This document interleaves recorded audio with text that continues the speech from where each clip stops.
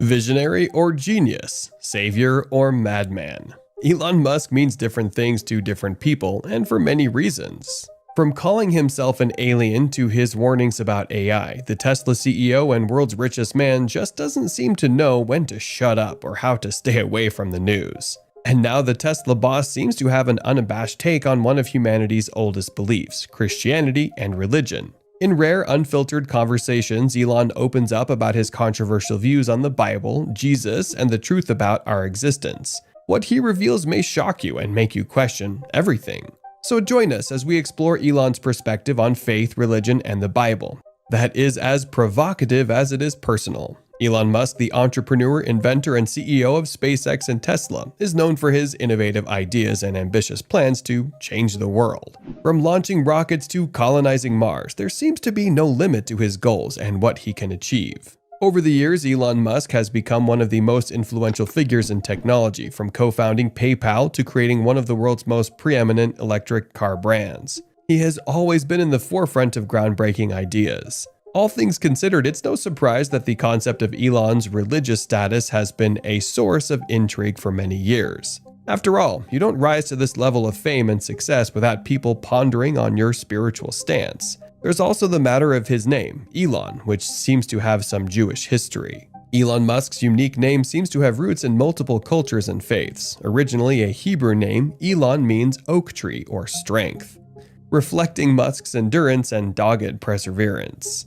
However, Musk's mother, May Musk, claims she gave him the name Elon after her American grandfather, John Elon Haleman. But this hasn't stopped people from wondering, is he Jewish? What are his views on religion? What does he think is the ultimate meaning of life? To truly explore this, let's start at the beginning, where his formative years most likely shaped his views today.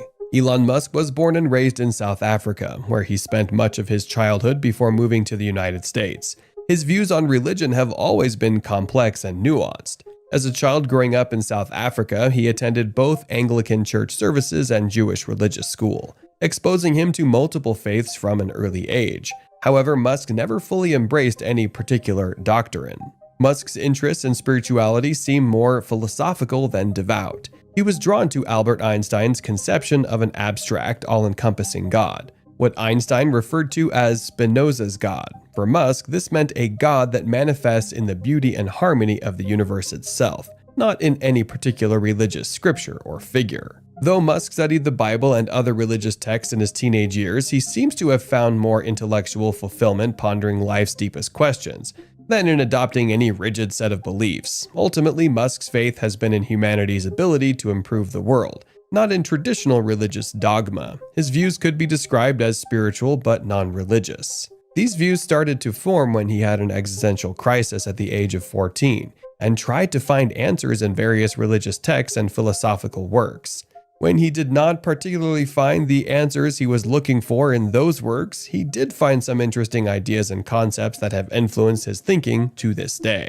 Musk is now known for his belief in science and technology as a means of understanding the world and making it a better place. He has often spoken about his vision for a future where he can colonize other planets and explore the universe through technological advances. While he is not religious, he does believe in a higher power or energy that drives the universe and allows us to explore it. On matters of Christianity, which prompted the start of his spiritual journey, he has some very intriguing takes. Elon's interpretation of the Bible is an interesting and complex one. While he acknowledges that there are some dark and disturbing parts of the text, he believes that it can be a valuable resource for understanding the world and our place in it. One of the most controversial topics related to the Bible is creationism, the belief that the universe and all living things were created by God in a literal 6-day period. Musk does not subscribe to this belief, instead viewing the universe as something that arose from complexity, which we don't particularly have the answers to.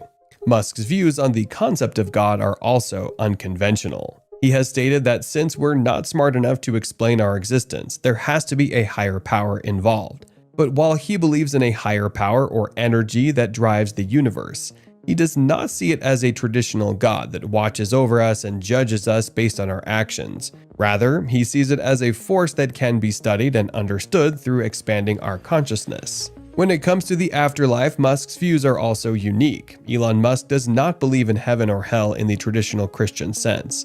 Yet some religious critics argue that as a non-believer, he is condemned to eternal damnation.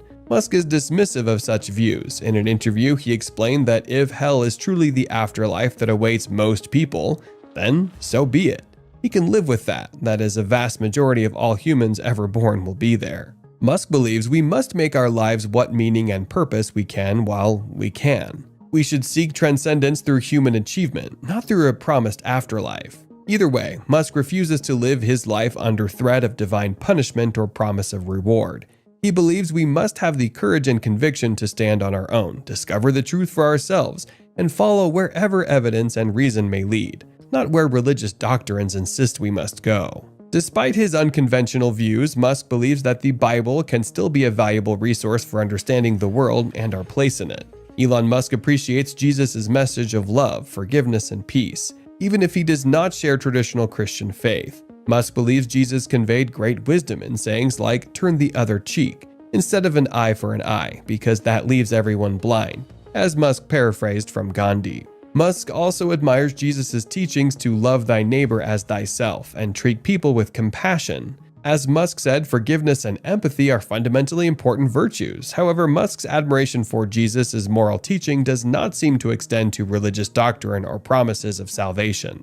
While Musk said, "If Jesus is saving people, I won't stand in his way. Sure, I'll be saved. Why not?" His tone seemed sardonic, not one of a sincere believer. Musk's faith, such as it is, lies in humanity's ability to improve life on Earth, not in the theological claims of divine sonship or resurrection. Jesus, to Musk, represents a moral exemplar, that the universe itself is a manifestation of an abstract, transcendent principle. This naturalistic perspective leaves no place for the supernatural Christian concept of Jesus as the Messiah or Savior of humanity. So it seems Musk admires the teacher but not the theology. He sees wisdom in the message, not proof of its supernatural claims. Jesus, to Musk, illuminates a path to moral good, not necessarily to salvation. Musk claims that the Bible has a lot of wisdom to offer, but it's important to approach it with an open mind and a critical eye. We need to be willing to question what we read and think for ourselves, rather than simply accepting what we're told. He mentions some interesting points, such as how the God of the Old Testament seems to be a bit different from that of the New Testament, and we can't help but agree. When we read the Old Testament and the New Testament, we might notice some differences in the portrayal of God. In the Old Testament, God is often depicted as a powerful and fearsome deity who demands obedience and sacrifices. He's a God of wrath and judgment, punishing disobedience and sin. On the other hand, in the New Testament, God is often portrayed as a God of love and mercy, who forgives sin and offers salvation to all who believe in Jesus. Another significant difference is the law. In the Old Testament, God gave the Israelites a set of laws and commandments to follow, which were strict and detailed. Disobedience was often met with severe punishment. In the New Testament, Jesus fulfilled the law and offered a new covenant based on faith in Him rather than obedience to that law. Salvation was once seen as something that could be earned through obedience to the law and offering sacrifices. In the New Testament, salvation is a gift of grace that comes through faith in Jesus. We can see that the God of the Bible is complex and multifaceted, and different aspects of his character are emphasized at different times and in different contexts. Musk also questions the logistics of certain miracles, such as Jesus turning water to wine, and the story of the 5 loaves of bread and 2 fishes being fed to about 5,000 people. Since he has an analytical mind, he claims to have pondered on the specifics of how the miracles work and was left confused. While some of Musk's views on the Bible may be controversial, they are certainly thought-provoking and worthy of consideration. His sacred text of choice, however, looks to be a 1979 novel, which he describes as an existential book disguised in humor. Musk has cited Douglas Adams' The Hitchhiker's Guide to the Galaxy as profoundly shaping his worldview and sense of life's purpose. From that novel, Musk decided his philosophy should be to strive for greater collective enlightenment. Musk believes this by cultivating a relentless drive to question, discover, and expand human knowledge. While not strictly religious, Musk's views could be described as spiritual in a broad sense. His rise to one of the most prominent people in the tech makes sense when you consider that his inspiration seems to come from pondering life's deepest mysteries through the lens of science, not necessarily religion.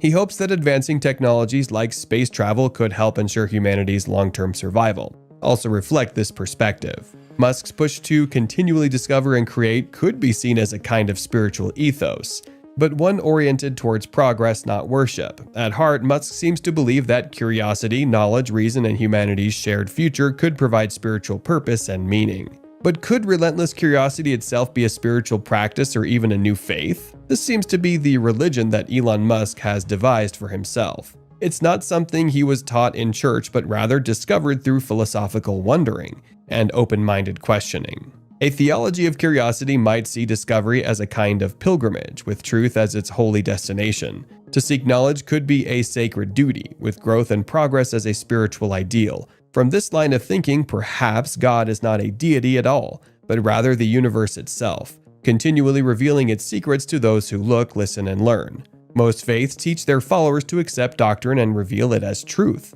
But what if faith were found not in obedience but in doubt? What if God were not a being to be worshipped but a force that wants humans to explore, to ponder life's deepest mysteries, and to reach ever further along the path of knowledge? A faith of curiosity holds that our duty and destiny as thinking beings is to seek truth wherever it leads us, not to accept what we're told but to question, wonder, ponder, and discover for ourselves. Not to obey, but to seek understanding. This seems to be the philosophy that seems to guide Musk's view of life and spirituality, and it could become the foundation for a new kind of religion. And how does this philosophy influence Musk's purpose and passions? For Elon Musk, creation itself seems to be a kind of spiritual practice. He's singularly focused on developing technologies that could expand human potential, from electric cars to solar energy to interplanetary travel. Musk believes employing technology for the betterment of mankind is his duty and purpose. Though Musk is largely non-religious, he talks about his works with a kind of spiritual awe and love, as if they were sacred objects. His inventions, from Tesla to SpaceX rockets, seem to reach for divine status in his imagination, as Musk's vision of advancing technology borders on theological. Yet Musk's theology remains rooted in humanism, not supernaturalism. Musk sees humanity as divine in our ability to understand, question, and shape existence for the good. It reflects a kind of faith, but it is faith in human progress, innovation, and potential, not necessarily faith in traditional religious concepts of God or an afterlife. And I'm not very religious, but I prayed for this one. I had this existential crisis when I was a kid, and tried to figure out what's it all about. And none of the books I read seemed to actually have a good answer.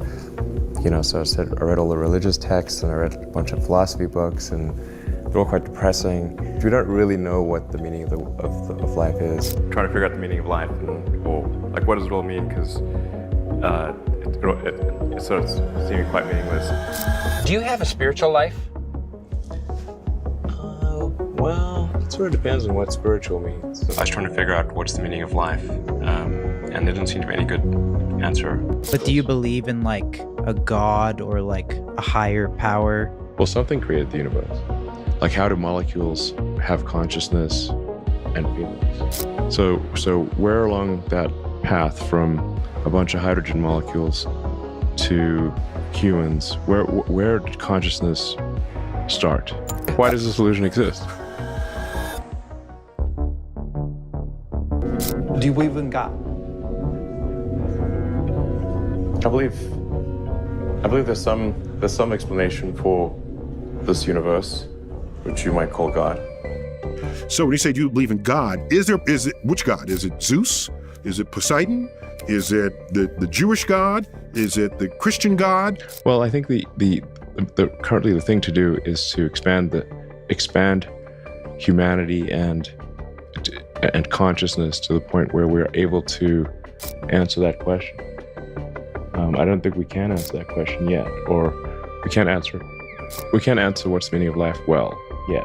The problem with consciousness is self-evident. You know that you're conscious, but you can't prove that you're conscious. It's just something that's self-evident to you. If you want to talk about proof, you're talking about logical kind of breakdown of an argument and evidence for it, but you're talking about your subjective experience proving there is God. I would say that's actually the ultimate proof that there is God, but that would just be a declarative statement, similar to consciousness being a self-evident experience. In my studies of the universe, I value evidence, and I don't see evidence for any kind of active intelligence or power over anything. If categories dissolve, especially fundamental ones, the culture is dissolving because the culture is a structure of category. That's what it is. Right. So, in fact, culture is a structure of category that we all share. So we see things the same way. Well, that's why we can talk. I mean, not exactly the same way, because then we'd have nothing to talk about. But roughly speaking, we have a bedrock of agreement. That's the Bible, by the way. It's also possible, though, that we're in a simulation. That we're in a simulation like the Matrix? Yeah.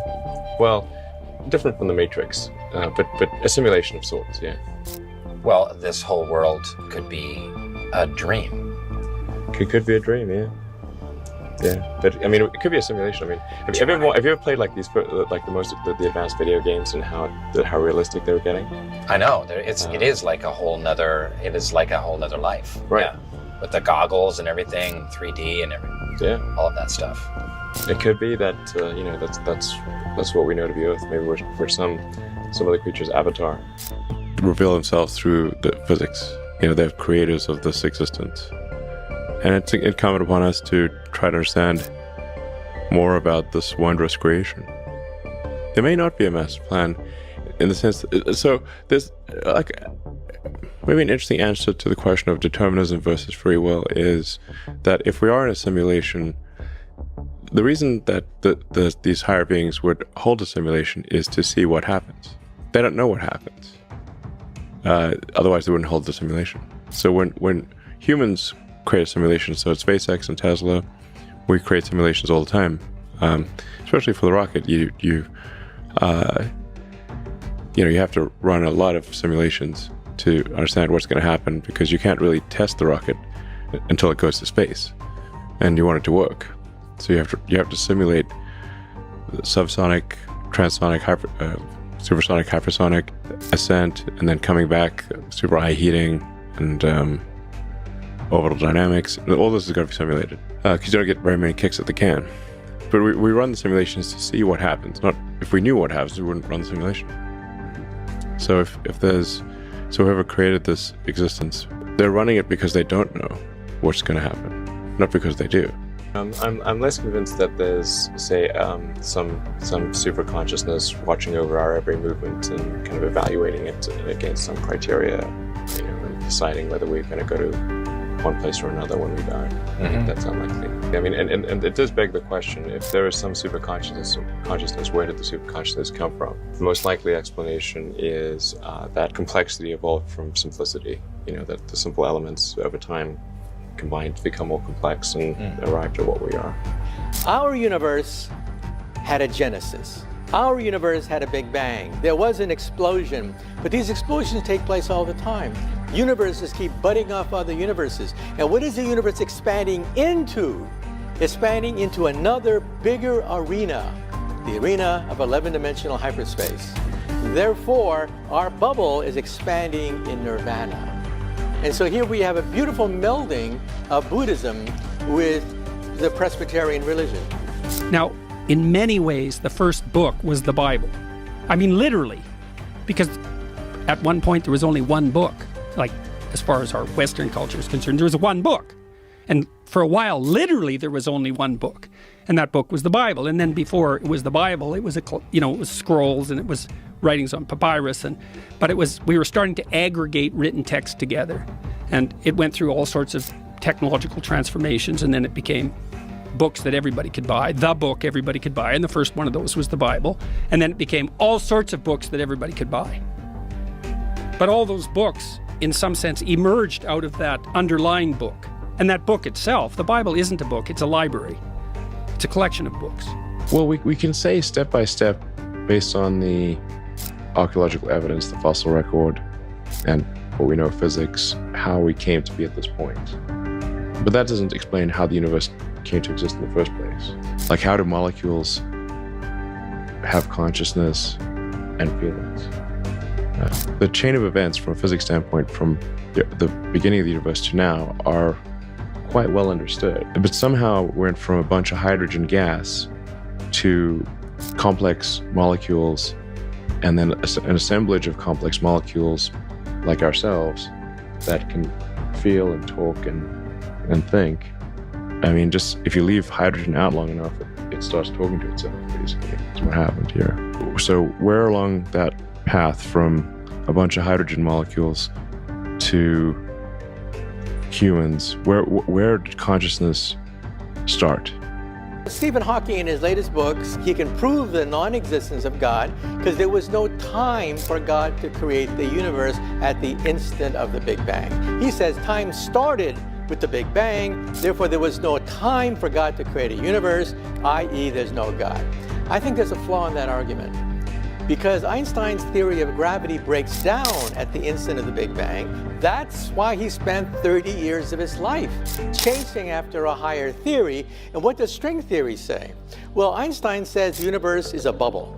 We live on the skin of the bubble, and the bubble's expanding. That's called the Big Bang theory. String theory says there are other bubbles out there. There's a bubble bath of universes, and universes are being formed all the time. Big bangs are happening even as we speak. So we have this bubble bath of universes. Right. So there was something before Genesis, chapter 1, verse 1. There was something before the Big Bang. And we're going to detect gravity waves from the instant of creation with gravity wave detectors in outer space one day. We should find evidence. We should find baby pictures of the instant of the Big Bang, and maybe we'll find evidence of an umbilical cord. But because those texts influenced more other texts, and then you think about that as a hierarchy, okay, with the Bible at its base, which is certainly the case. Now imagine that's the entire corpus of linguistic production, all things considered. Now, how do you understand that? And so it isn't that the Bible is true. It's that the Bible is the precondition for the manifestation of truth. I believe in a God who holds the heavens and the earth in existence. I believe that on the basis of rational evidence. And as we look at the rise of science in the 16th and 17th centuries, Alfred North Whitehead and many others commented that men became scientific because they expected law in nature, and they expected law in nature because they believed in a lawgiver. So, ladies and gentlemen, I'm not ashamed of being both a scientist and a Christian, because arguably Christianity gave me my subject. What I am amazed at is that serious thinkers today continue to ask us to choose between God and science. That's like asking people to choose between Henry Ford and engineering as an explanation of the motor car. So good. When Newton discovered his law of gravity, he didn't say, I've got a law, I don't need God. No, he wrote the Principia Mathematica, arguably the greatest work in the whole history of science. Because he saw that God is not the same kind of explanation as a scientific explanation. God doesn't compete. Agency does not compete with mechanism and law. Why is there something rather than nothing? Alan Sandage, the brilliant cosmologist who became a Christian in his 50s, said God is the answer to that question. But people are now so desperate to show that the universe created itself from nothing, which seems to me to be an immediate oxymoron. If I say X created Y, I'm assuming the existence of X to explain the existence of Y. If I say X created X, I'm assuming the existence of X to explain the existence of X, which simply shows that nonsense remains nonsense even if high-powered scientists utter it. It is absurd to complain that it is unthinkable for an unthinkable God to make everything out of nothing, and then to pretend that it is more thinkable that nothing should turn itself into everything.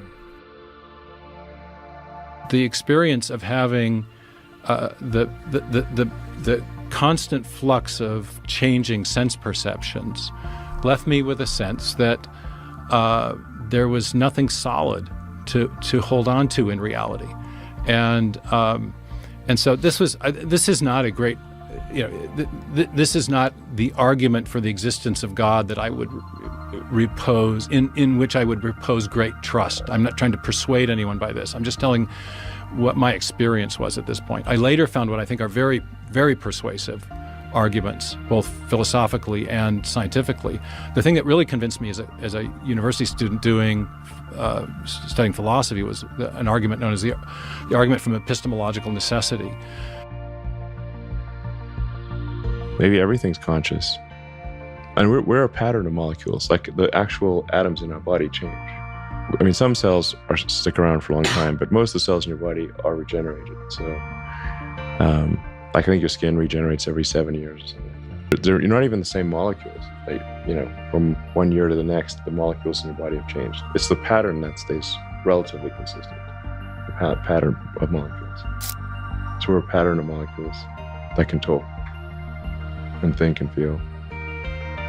Anyway, this is why I think we should expand, we should have more kids and grow and expand consciousness and and probably have digital consciousness too. I mean, there are some sort of fundamental questions of like, what is thought? What is emotion? Yeah. Is it really just one atom bumping into another atom? It feels like something more than that. So I think we're probably missing some really big things. Like some really big things. Well, some people would call it like a soul, in religion, it would be a soul. Like you feel like you're you, right? I mean, you don't feel like you're just a collection of atoms. But on what dimension does thought exist? What dimension do emotions exist? We feel them very strongly. I suspect there's more to it than atoms bumping into atoms. What is consciousness? Like when you put the atoms in a particular shape, why are they able to form thoughts and take actions and feelings? Either perhaps everything's conscious or nothing is conscious. One of the two. But we're composed of atoms, and those atoms are composed of quarks and leptons. And those quarks and leptons have been around since the beginning of the universe. I agree with the principles that Jesus advocated. There's great wisdom in the teachings of Jesus, and I agree with those teachings. And things like turn the other cheek are very important, because as opposed to an eye for an eye for an eye leaves everyone blind. Forgiveness, is important, and treating people as you would wish to be treated. Love thy neighbor as thyself. Very important.